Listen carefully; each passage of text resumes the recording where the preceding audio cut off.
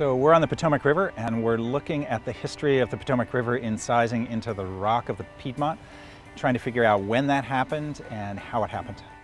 Well, this is the Potomac River geomorphology field trip, and I was interested in it because that was my primary field of interest when I was in graduate school.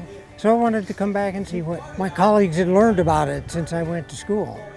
On this trip, it's fun. I've been actually here before with Paul, the trip leader, and really just kind of seeing how his work has changed the kind of picture of incision here on this river since I was here. So, I should say that this landscape is very close to sea level today. I mean, sea level is sort of lapping up on a lot of the places that I was drilling. Conditions that are conducive to weathering vary quite a lot across the channel cross-section. Over 50% of the variance in the Schmidt hammer, just the measured rock strength, can be explained by the variability in the numbers of visible cracks that we can see. I'm a geologist at the University of Vermont. I've been studying the Potomac since the late 1990s, and I run a geochronology lab where we measure the ages at which rocks are exposed on the surface. And through that we can tell the history of the Potomac River over the last several 100,000 years.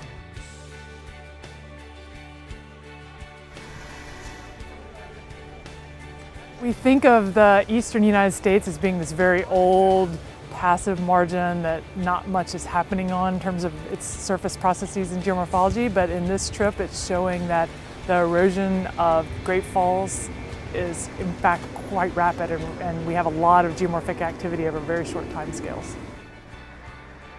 So that photo is to show you what this place looks like at 160,000 plus cubic feet per second. So basically the entire falls is submerged. If you look at the flood record, I think this is a 5 to 7 year event. So it's something that happens repeatedly in a human lifetime. This gorge fills up and looks like that. They're dramatic falls, so they've attracted attention since George Washington's day. And we're trying to bring some science to the understanding of when these falls formed and if they're changing today and what their history was. The rates of erosion in Mather Gorge and near Great Falls are on the order of the rates of erosion people have measured in the Himalaya. So they're really, really fast over short geologic periods of time.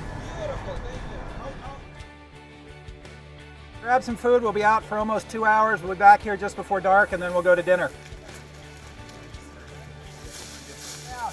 So as we were walking down here, you might have noticed that the further down we went, the more bedrock exposure we had, and the channel steepened and the hill slope steepened.